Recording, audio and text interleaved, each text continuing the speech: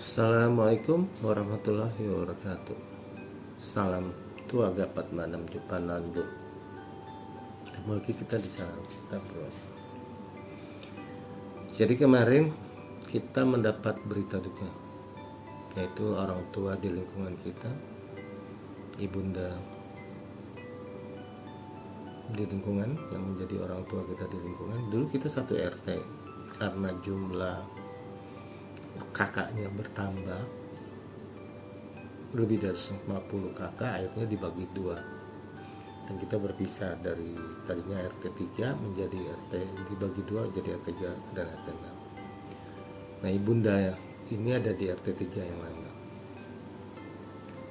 beliau meninggal. Semoga beliau husnul khotimah.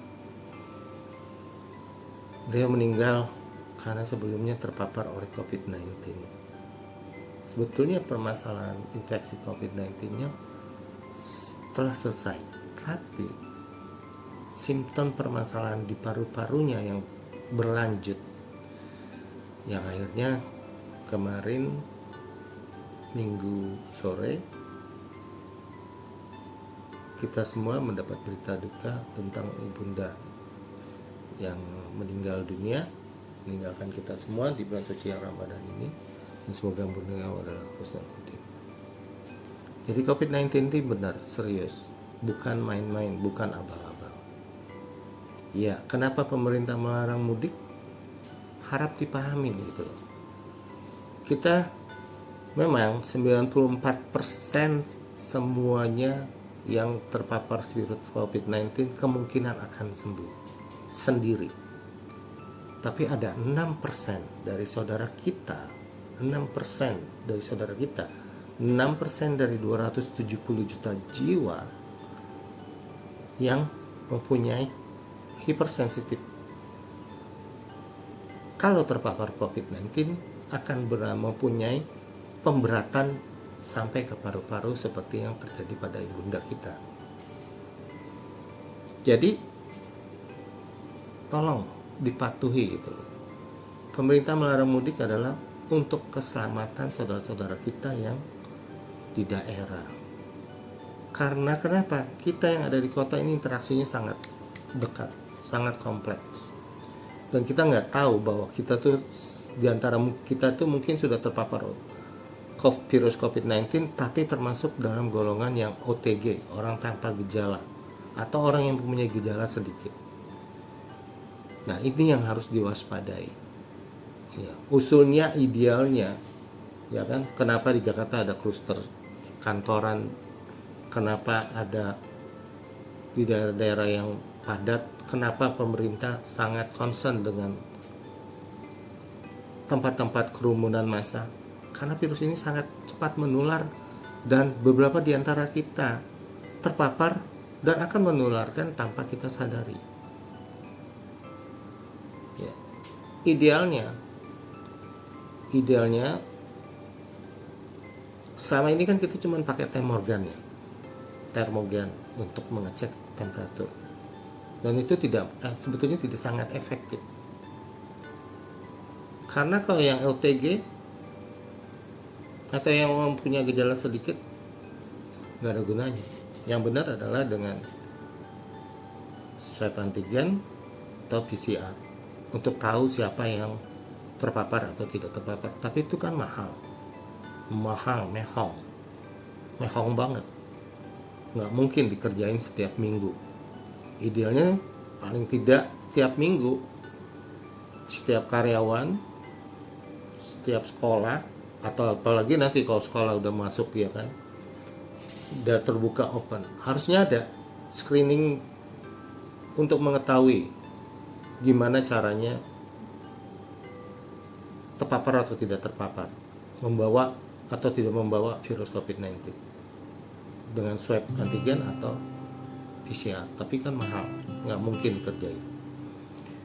Ada yang bisa dikerjain, yang sebetulnya reasonable bisa dikerjain, yaitu dengan menggunakan genos, penemuan orang punya bangsa kita sendiri, alat genos, dan itu mendekati hasilnya, mendekati ketelitiannya, keakuratannya mendekati dengan swab PCR. Jadi usul untuk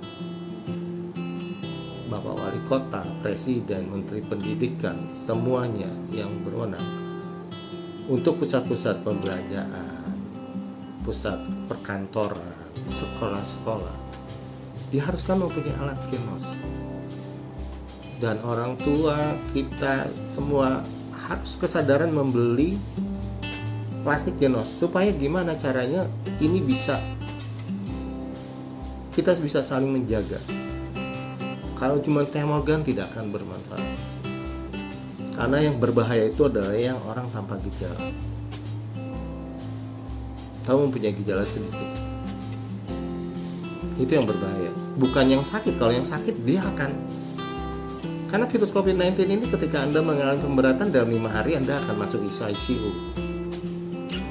Jelas gitu loh. Anda akan masuk rumah sakit, termasuk perawatan. Tapi kalau Anda terpapar sebagai yang OTG, yang orang-orang yang diminta untuk isolasi mandiri, itulah yang berbahaya. Jadi alat genos ini bagaimana caranya supaya bisa tersedia di mall-mall yang tidak lolos ke alat genos seperti yang sekarang dipakai di stasiun-stasiun kereta api atau penerbangan, ya kan, mereka pakai alat genos, tes genos yang pas bisa mudik kemarin. Kalau sekarang kan juga nggak ada lagi. Seperti itu juga, yang nggak pas nggak bisa masuk. Bagaimana dengan plastiknya? Ya kalau plastiknya memang punya personal, ya kalau memang dia negatif bolehlah. Kalau nggak kan kita punya masalah lagi dengan lingkungan, yaitu plastik genos yang sudah dipakai. Kalau nggak salah kan ada tempelnya di ujung, bisa dilap dengan alkohol dan kalau memang dia bisa dipakai berapa kali. Dan untuk plastiknya mungkin terjangkau. Orang tua kita bisa membelinya kan, bisa diproduksi dalam bentuk masif. Dan itu kan tidak akan dipakai untuk ketika nanti setelah semua dapat imunisasi, vaksinasi, itu akan selesai gitu kan. Sejalan dengan waktu akan ada akhirnya. Tapi yang paling penting adalah 3M. Pakai masker, jaga jarak, cuci tangan, dan sabun. Kita harus contoh dari Taiwan. Taiwan hampir zero COVID-19-nya. Karena kenapa? Membudayakan pakai masker. Jepang pun juga sama. Kita harus mencontoh mereka. Dan jangan sebarin hoax. Ya.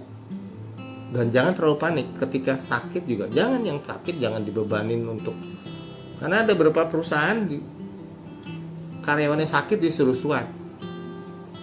Karena kan belum tentu itu COVID gitu, tapi dia suruh swab. Padahal sebetulnya yang benar adalah semua di swab per minggu. Ketika mau beraktivitas kerja, semua yang mau masuk kerja di ruangan, di kantor, di sekolah, semua di swab. Dites maksudnya, yaitu dengan alat genos.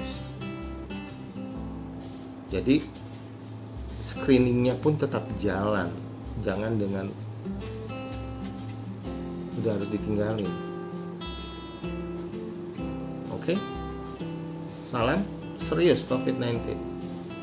Orang tua kita di lingkungan meninggal, tadinya mungkin diabaikan karena cuman hilang penciuman, hilang rasa. Jadi sampai kejadian kemarin ada pengumuman orang tua kita di lingkungan meninggal. Salam, jangan lupa subscribe ya. Salam ya. Mari kita saling jaga. Ya. Salam, tua dapat menunjukkan landu. Tetap sehat, jangan mudik. Penting kita sehat. Sudah banyak teknologi, sudah ada teknologi. Oke, salam. Chua gabat manam Jepang lalu.